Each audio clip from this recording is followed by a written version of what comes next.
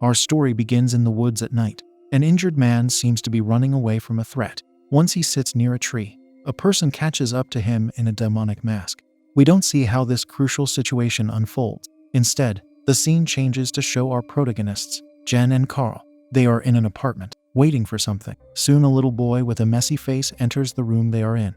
The duo hears a baby crying, perhaps in the adjacent apartment. They also hear how someone rudely yells to silence the. When Carl moves a notebook to the side, some materials become revealed that indicate the use of illegal recreational substances. He looks at Jen, who looks at him. Neither of them say anything. Then we see Jen sitting in their car, while Carl talks on the phone outside. He informs the person he is talking to that they are heading back to the office. Joining her in the vehicle, the man has to let out a sigh. They are social workers, and their job can get to them sometimes. The next scene has them stopping near a store so Carl can acquire a few goods. Left alone in the car, Jen listens to the radio tell her about a boy named Tate Matthews, who was reported missing last October. She refuses to listen to the continuation by turning the radio off. Afterward, Jen spots someone in the distance across the street wearing a demonic mask. It is the same mask we saw in the film's introduction. Carl's entrance into the car interrupts her looking at the stranger. She tries to watch him or her again, but the stranger is now gone. As they resume their ride, our attention is brought to a doll lying on the road. We learn Jen has a party to attend tomorrow. Since it's Halloween today, Carl sees her as a witch.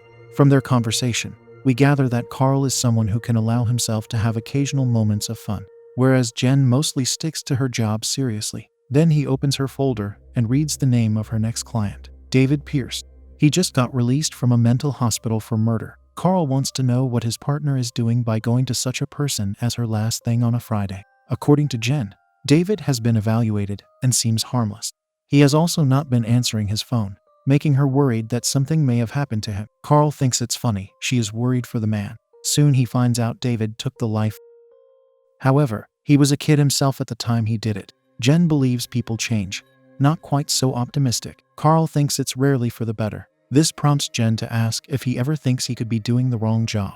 He disagrees, thinking the pay and the hours are good. Of course, what Jen had in mind was if he cares for the people they are attempting to help. Carl says he does, but he considers her new case to be different. After the duo rides for an unknown amount of time, we see they aren't in the city anymore. Carl even says the area is like a ghost town. Their GPS signal becomes lost, and the man jokes that in 200 meters, they will reach the Twilight Zone. Following this, they are parked, trying to deal with the GPS. It doesn't take long for a policewoman to approach them. Once Carl informs her of the address they are looking for, the officer gives them a stunned look. She tells them the place has been closed for years. Then Carl speaks the name of the client they are visiting, and she gives the same look. He tells her they are social workers, which puts her in a more cooperative mode. The officer tells them where the address is. The last thing she says is for them to be careful. Eventually, the duo arrives at a sizable house.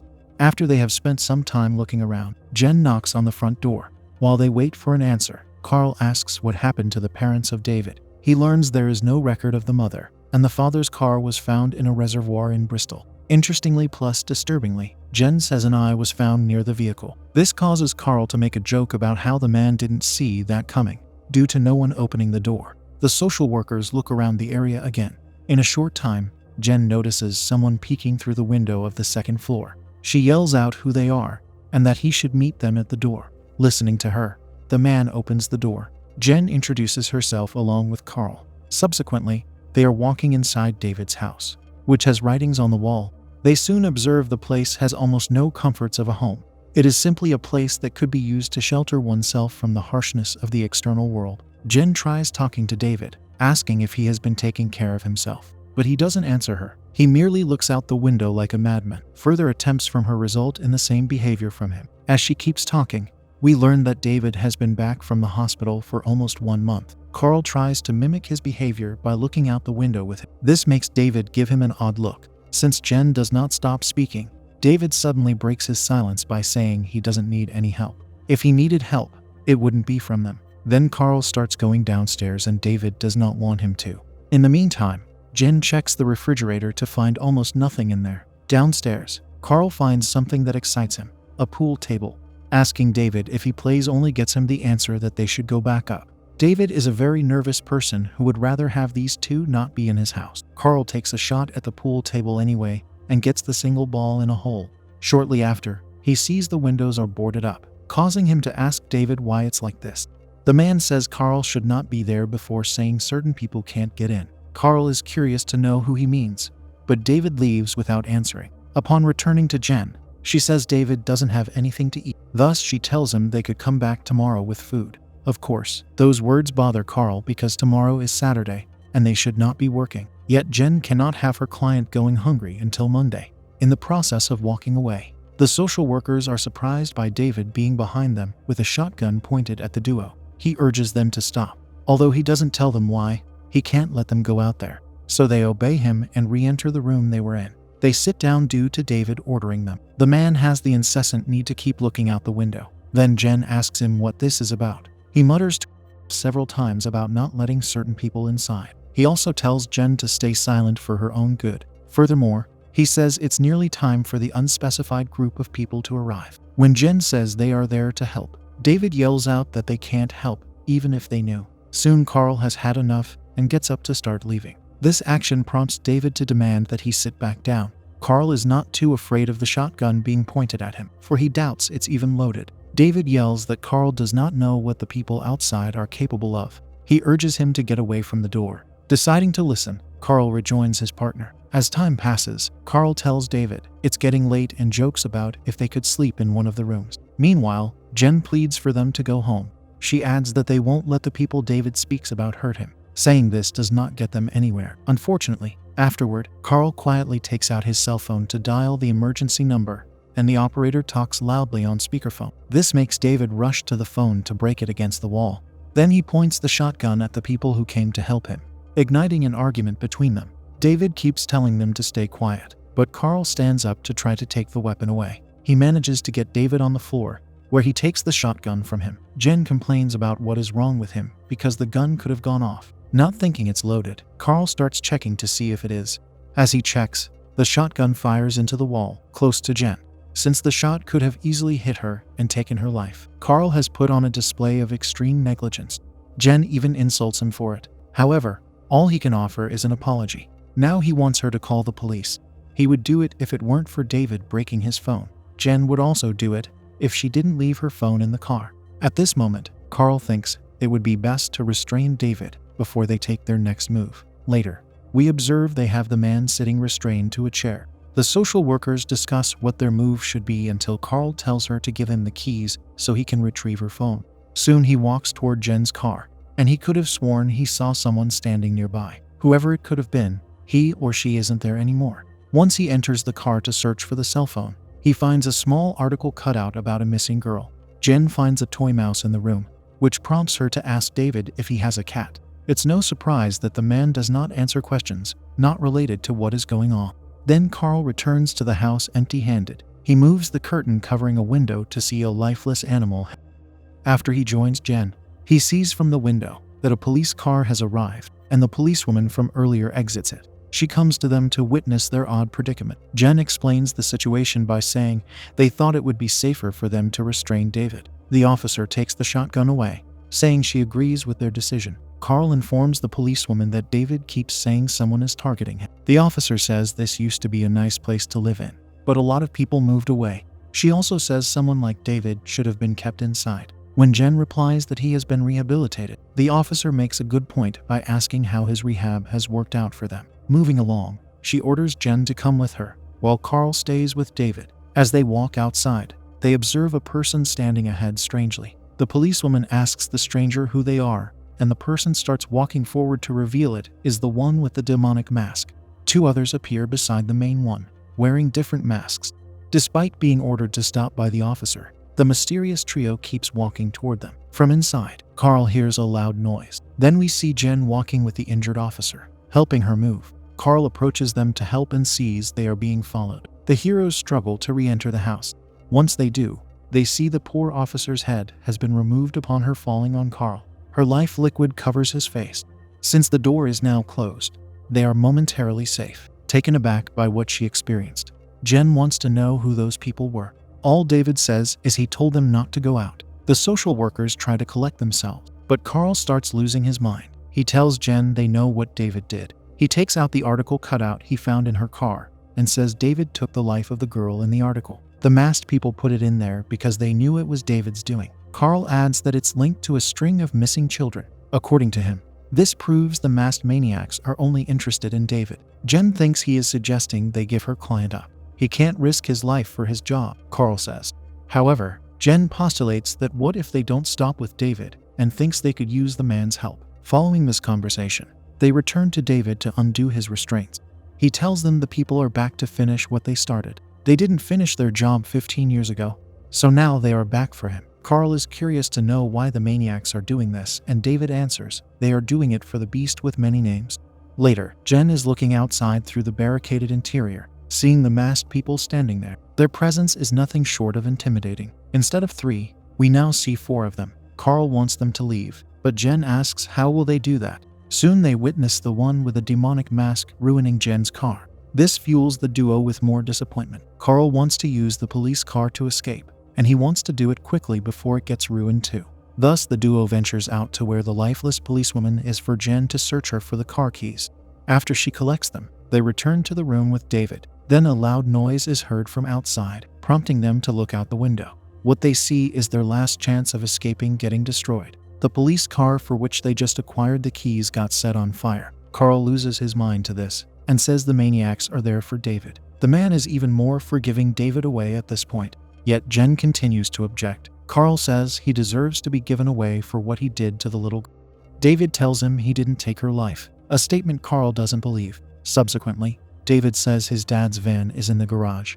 Jen thinks maybe they should wait until the morning. She also thinks it might be safe in the cellar. Carl opposes her thought by saying they will be trapped there. Since Jen is standing near the opening in the wall, a hand suddenly grabs her head. Carl rushes to her aid and equips himself with a shotgun to start slamming the person's arm with it. During this heated moment, another masked person gets inside the house. Carl shoots the individual in the face at close range. Interestingly, the blast does not take the person's life. They stand up to take the mask off, revealing a white face with white eyes. The monstrous man lets out a high-pitched scream and charges at Carl. Jen manages to knock him out by breaking a chair on his back. Afterward, we see they placed him in the cellar. He shrieks prior to having the door closed on him. Then Carl adds extra boards to the wall, so no more hands grab any of them. Finishing this task, he finds a bottle of alcohol with David's help. He readies 3 glasses for all of them, but the other 2 refuse to drink. Therefore, the man drinks alone. When he has his 3rd glass, Jen takes the bottle away from him. Only at this time does Carl finally inquire about what that monster was. Of course, no one has any answers. Soon Jen starts searching for something elsewhere. Alone with David, Carl asks him why he did what he did. The problem with this question is that it assumes a premise, one which David denies. However, Carl continues to not believe his innocence. He also asks why is this happening if David didn't do anything wrong. According to the man, it's not what he did, it's what they did. This makes Carl quietly ask him who they are. Alas, he receives no answer from the nervous client. What he does receive, though, are some keys that happen to be lying around. Meanwhile, Jen looks at photos plus articles related to demonology that are pinned to the wall. She finds a certain symbol lying on the floor and picks it up. Once her partner enters the room, she feels the need to hide the symbol from him. Looking at the articles with her, he believes he located a photo of a younger David. He sees the missing girl article too. Carl now thinks it may not have been just David who was involved in whatever happened. As the social workers try to understand what all of this is, they hear David screaming. It causes them to make a beeline for the room he's in. Unfortunately, they arrive too late because one of the masked monsters takes David outside. Since Carl doesn't do anything to save him, Jen's anger with him comes to the surface as she insults him. She becomes very upset that the reason they came there got taken from them and possibly eliminated. Carl tries to look at the situation optimistically. He says the monsters might go away due to them acquiring what they wanted, but they keep hearing them outside. So Jen doesn't think they are leaving. At a different time, Carl sits on the floor, looking at an article of the missing child, Tate Matthew. He says it does not make sense and Jen joins him on the floor. Out of nowhere, he asks why things never go anywhere with them. Jen replies, asking if this is really the time to ask such a question. Yet Carl can't think of a better time. He thinks it might be the last chance for it. Answering him, she says some people simply don't mash. Carl claims to know what the problem is, that she is too serious about her work. It prompts him to insult their job. and they both laugh. Then he says a deceased Tate was recently found. Carl realizes David has been out of the hospital for 1 month, so Tate could not have been ended by him. He believes this is all being done by a cult, but Jen wants him to stop talking about this. She wants to get to the van in the cellar. The next scene has Carl taping a flashlight to the shotgun before the duo gets ready to venture to the cellar. Opening the door to the place, Carl starts shining the light there. He slowly starts to descend the stairs until he vanishes from Jen's view. Carl sees the monstrous man they placed in there. He sits against the wall, probably sleeping. Carl decides to move him to the side with the shotgun and reveals a hole in the wall. When he looks through it, he is surprised by the monstrous man waking up to scare him. Suddenly, the man's head gets destroyed. Carl sees it was David who destroyed it with his shotgun. This causes Jen to hurry downstairs, where she is glad to see David has returned. The survivor helps Carl to his feet, and the latter now behaves appreciatively towards David. This is the man who wanted to give David away, but got saved by him. Then Carl breaks the hole in the wall to make it bigger. Going through the opening he made, he finds himself in a secret area. Candles plus skulls decorate a table, which has a symbol carved into it. Carl observes all of it in confusion. Soon David joins him there and Carl asks him what this is. David picks up a certain book to say he must have read it 1,000 times. He also says certain people kept him there until it was someone's time to ascend. Carl guesses he means the beast. David says he thought the acolytes had returned for him, yet it seems like someone else has been continuing the beast's work. He infers this by observing the area. After David says the beast's time has begun, something knocks Carl unconscious. In the next scene, we hear a woman chanting while candles are being lit. Waking up, Carl sees a restrained David lying nearby. Carl is restrained too. Following this, someone picks up a knife, and we see it's Jen, who is also the one chanting. She is wearing a hood for some reason. Seeing this, Carl becomes surprised. He asks her to untie them, but his partner looks at him to say, "Trick or treat." She follows those mocking words by saying 15 years ago, they started something in this room. Of course, Carl does not know what she is talking about. He tells her this isn't right, and she questions what would he know about what is right. She calls him a worm before saying Jen was never real. Furthermore, she talks about how weak humans are, and unspecified, he, however, will strengthen them. Carl cannot believe how his partner has turned on him. He's been working with a lie for a long time. Since he keeps talking, Jen smacks him and calls him an idiot. Despite being one, he realizes that the masked people are after her, not David. Thus he tells her she doesn't know what she's unleashed, because those who are masked will take their lives. Jen responds by threatening to do serious harm to Carl if he keeps talking. Later, she sits near David and holds the knife she collected over him while chanting. In the meantime, Carl finds a rock that he starts to use to cut the rope restraining him. Jen is about to bring the knife down on David. Carl finishes cutting the rope to free himself. Alas, he wasn't fast enough, for Jen stabs David right before Carl jumps on the traitor. They struggle on the ground until he knocks her out. Then he frees David to start leaving with him. They leave by emerging from a lid on the ground outside the house. Out there, they are greeted by the mysterious masked individuals. For a few seconds, it is terrifying, but they simply run past the duo because it's Jen they want. Soon they enter the garage and Carl sees the van there, so they get inside the vehicle. What stops them from riding to safety is a shotgun-wielding Jen standing in front of the van. She gets inside, pointing the weapon at Carl, and urges him to drive. As he does what he was ordered to do, Carl rides over one of the masked people. Jen insults him for ruining the ritual she waited 15 years to finish. Once Carl sees the one with the demonic mask ahead, he swerves the van into a tree. The crash seems to have resulted in bringing Jen to an unconscious state. Attempting to take the shotgun away from her, she wakes up to attack him. The man decides to get out of the van and starts limping away. While chasing him through the woods, she yells out profanities at him. Eventually, Carl sits near a tree, where the one with the demonic mask finds him. We should recall this is exactly how our story began. Yet, instead of Carl's life ending like we probably assumed, what happens is the masked man looks at him for a short time prior to leaving him alone. Therefore, Carl continues his trial to escape. Soon he sits near another tree and Jen appears to tell him that someone is coming for him. Thankfully, a few of the masked people jump on her to hold her to the ground. As she struggles, the one with the demonic mask brings a knife down on her like she did to David. Carl barely has a moment to witness the justice because he loses consciousness. Then comes the bright morning. Carl sees the deceased Jen with a missing eye before he walks out of the woods. He checks on David in the van, and it seems like the man's state of life is similar to Jen's. Afterward, he sits on the ground beside the road, where a truck stops for him. When Carl gets inside of it, the The driver asks if he's had a rough night. The survivor replies that the man wouldn't believe what he went through. This prompts the driver to face him. Revealing an eye patch over his eye, he tells Carl that he would be surprised. Without any further ado, they ride away.